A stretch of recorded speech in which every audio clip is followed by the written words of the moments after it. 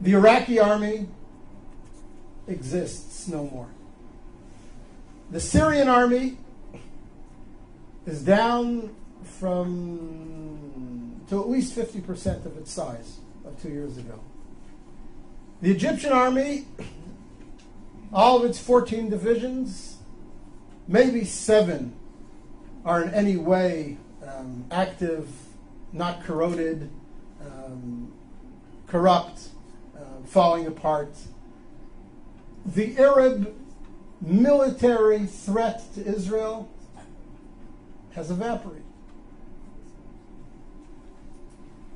Arab societies, as you all know, from Libya and Tunisia through Egypt to Syria, and it'll yet, unfortunately, come to Jordan, are so convulsed with internal conflict that for the next 2 to 3 to 4 decades, they're going to be racked by such internal tensions and such internal economic disparities and needs that their ability to mount a coordinated offensive against Israel in the conventional military sense is simply gone. It's gone. It's gone.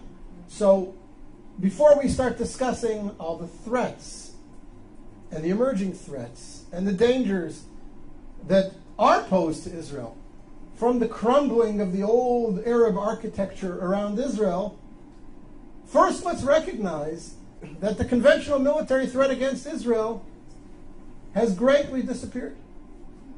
And that is a net gain for Israel. It has tremendous long-term significance. Now, we all know that there are new threats emerging. What was the authoritarian control over countries like Egypt, where the security services had penetrated every element in society. You couldn't burp, you couldn't breathe, you couldn't blow your nose without somebody in the security services knowing about it. That's all gone. Morsi doesn't have control over the streets of Cairo, never mind the sands of Sinai, and whoever emerges as the leader or one of the leaders in Syria towards the future will never have the same authoritarian control over the country that Assad's Mukhabarat, his security services, had.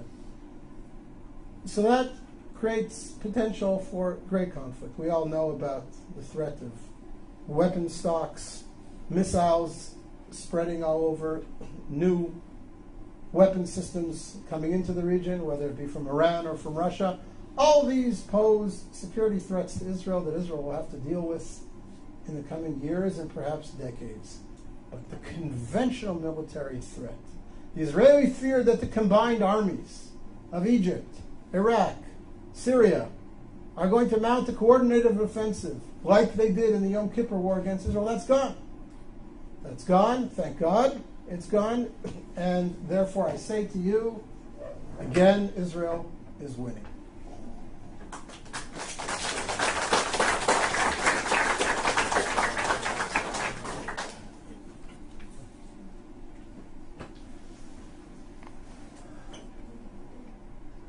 Point number 9, in grand historical terms, of course Israel's winning. Look at the society that's been created in Israel. Look at the creativity of the Israeli community.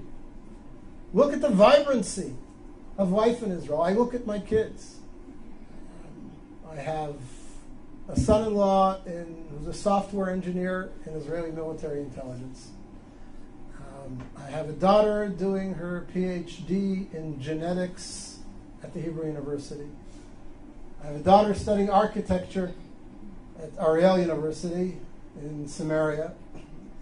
I have a son completing his bachelor's degree in computer science in high school, and he will graduate high school with his degree in computer sciences, and he has studied intensively 17 tractates of the Talmud, and he knows his Bible inside out and backwards.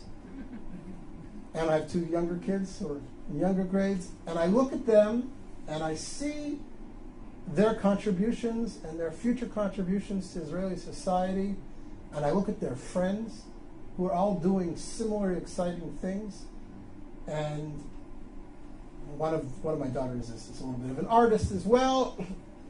And you look at this and you say, what a wonderful youth we have. What a powerful country we have.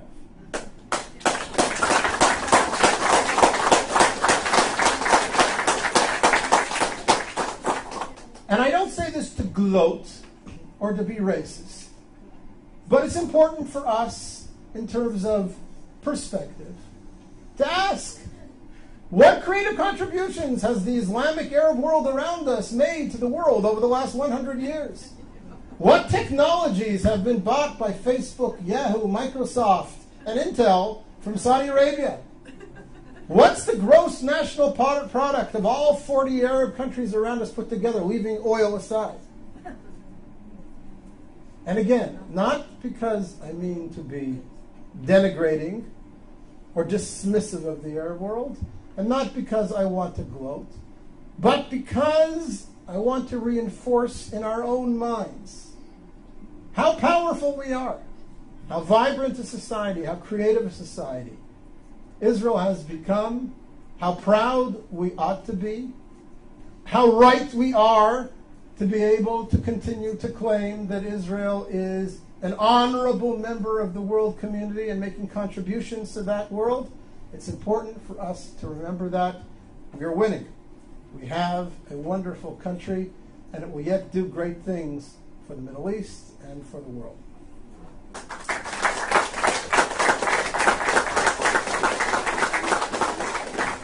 And I forgot, we now have gas.